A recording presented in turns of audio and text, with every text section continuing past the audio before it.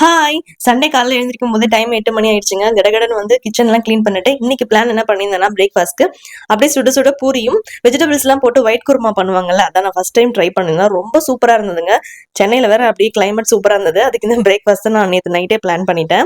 ரொம்ப ஈஸிங்க இது செய்யறதுக்கு. இதுக்கு தக்காளிலாம் நீங்க ஆட் பண்ணக்கூடாது. மிளகாய் தூள்லாம் ஆட் பண்ணக்கூடாதுங்க. அப்பதான் ஒயிட்டா இருக்கும்.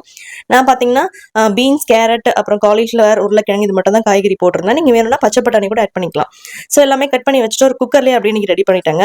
ஒரு 4 டேபிள் ஸ்பூன் வந்து ஆயில் விட்டுக்கோங்க. 1 டேபிள் ஸ்பூன் நெய் விட்டுக்கோங்க. ஹோல் ஸ்பைசஸ் எல்லாமே ஆட் பண்ணிக்கோங்க. ஒரு பெரிய வெங்காயம் கட் பண்ணி வச்சிருந்தா அதை ஆட் பண்ணிட்டு தேவையான அளவு சால்ட், மஞ்சத்தூள் மறந்து கூட ஆட் பண்ணிடாதீங்க. 1 டேபிள் ஸ்பூன் இஞ்சி பூண்டு பேஸ்ட் ஆட் பண்ணிட்டு கட் பண்ணி வச்சிருந்த வெஜிடபிள்ஸ் எல்லாமே ஆட் பண்ணி ஒரு மிக்ஸ் பண்ணிக்கோங்க. ஃப்ளேவருக்காக புதினா கொஞ்சம் ஆட் பண்ணிட்டேங்க. இதுக்கான பேஸ்ட் பார்த்தீங்கன்னா ஒரு 4 கீத்து தேங்காய் பால் எடுத்துக்கோங்க. 1/4 டீஸ்பூன் கசகசா, 1/4 டீஸ்பூன் சோம்பு, காரத்துக்கு ஏற்ற மாதிரி பச்சை மிளகாய், அதுக்கப்புறம் முந்திரி ஒரு 5, 6 ஆட் பண்ணிக்கோங்க. நல்லா அரைச்சு அந்த பேஸ்ட்டுமே இதில் ஆட் பண்ணிட்டு ஒரு மிக்ஸ் பண்ணி விட்டுட்டு காரம் உப்புலாம் கரெக்டாக இருக்கான்னு பார்த்துட்டு மீடியம் ஃப்ளேம்ல ஒரு 2 விசில் விட்டு எடுத்தீங்கன்னா சூப்பரான ஒயிட் வெஜ் குருமா வந்து ரெடி ஆயிடுங்க. அப்படியே சைட்ல வந்து பூரியுமே வந்து ரெடி பண்ணிட்டு இருந்தேன். டைம் இப்பவே 9 o'clock ஆயிடுச்சு. ஒயிட் வெஜ் குருமா வந்து அல்டிமேட்டா வந்திருந்தாங்க. சப்பாத்தி கூட நீங்க ட்ரை பண்ணலாம். ரொம்ப சூப்பரா இருக்கும். சோ இந்த ரெசிபி ட்ரை பண்ணி பார்த்துட்டு எப்படி வந்துச்சுன்னு மறக்காம எனக்கு கமெண்ட்ல சொல்லுங்க. தேங்க்யூ.